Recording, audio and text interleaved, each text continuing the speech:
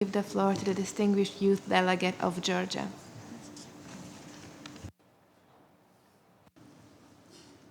Madam Chair, distinguished youth delegates, it's my honor to address the Third Committee of the United Nations General Assembly on behalf of the youth of Georgia.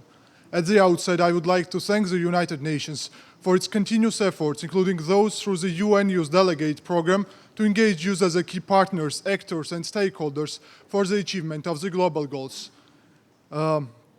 Young people of Georgia would like to express its deepest gratitude to the government of Georgia for enabling us to have our own representative to the United Nations. We, the largest generation of young people the world has ever seen, are fully committed to achieving the Sustainable Development Goals. The time has come to take our responsibility for the implementation of our goals. We have to empower every young person to have equal opportunities and tools necessary to join the 2030 agenda, thus to ensures that no young person is left behind. Only global solutions can address the borderless challenges that we all face today. A comprehensive solution would be to invest the most in the best resource of our planet, the youth. We must make education our very first priority, as every single educated and successful young person represents another step towards the achievement of the SDGs. Technological advancement is another global solution to reorganize our world by the year of 2030. Human beings should become free from doing jobs that machines can do instead of us. We should devote our lifetime to development of our civilization for the generations to come. Technology is a key the SDG generation holds to save our beautiful planet from the climate change by running it entirely on renewable energy. Youth should have mechanisms to influence every decision related to our future. We should use the SDGs as a tool to hold our governments and the UN accountable. For this reason, every single country should have its youth delegate to the UN. I believe that our generation of leaders will also achieve the final SDG. We will transform the United Nations to have a better world for each and every one of us by the year of 2030. In every part of the world, we are all in dire need of new generation of leaders who will be unselfishly devoted to the welfare of others and who will act out of love for the good of all humanity. We, the SDG generation, will become such leaders. Dear colleagues, the biggest challenge and top priority for Georgia in committing to the national realization of the Sustainable Development Goals are to provide the benefits of the SDGs to the people most excluded from the 2030 agenda, our dear compatriots living in the regions of Georgia occupied by the Russian Federation. We, the youth of Georgia, would like to express the greatest respect and love we have for our Abkhaz and Ossetian brothers and sisters. We want you to know that we care about your future. We care about your social and economic development and the preservation of the Abkhaz and Ossetian cultures, traditions, and languages. The youth of Georgia welcomes continuous efforts of the government of Georgia to the reconciliation with our dear Abkhazians and Ossetians and the process of providing for them the benefits of SDGs, such as ensuring free access to SDG 3, high-quality healthcare. I believe that the time will come. And next to the piece of the Berlin Wall, here at the United Nations headquarters, there will be a piece of razor wire fence built by Russian Federation to divide my people, Georgians, Abkhazians, and Ossetians.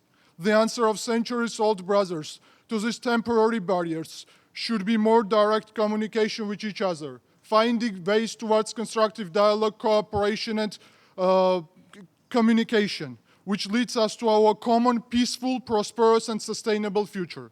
It's time for us, representatives of new generation of our communities, to break the vicious circle, not to inherit our common painful heritage from our previous generation.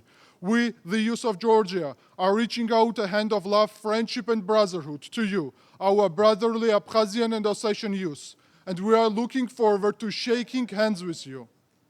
Madam Chair, I would like to conclude my speech by quoting medieval poem, The Knight in the Panther's Skin, by famous Georgian poet Shota Rustaveli. Good hath overcome ill. The essence of good is lasting. Thank you. To the Russian Federation. Russian Federation, you have the floor. Российская делегация вынуждена ответить на недружественное высказывание со стороны представителей Грузии и Украины. Уважаемые коллеги, в эти дни нам предоставлена уникальная возможность делиться опытом и перенимать положительную практику других стран в области социального развития. У нас вызывает крайнее сожаление использование данной площадки представителями указанных делегаций для предъявления в адрес России своих надуманных претензий, прибегая при этом к грубому искажению событий. В выступлениях Грузии и Украины явно прослеживается попытка снять с себя всякую ответственность за принятые их странами решения, которые сыграли роковую роль в судьбах тысяч людей и привели к весьма трагическим последствиям. Впредь мы призываем уважаемых коллег не уклоняться от заданной тематики и избегать намеренной политизации дискуссии. Благодарю за внимание.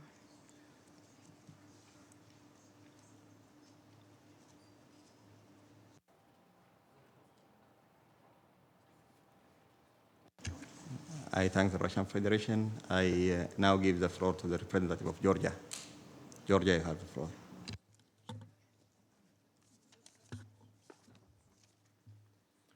Mr. Chair, thank you for giving me the floor in exercising the right of reply to the statement delivered by the representative of the Russian Federation with regards to Georgia.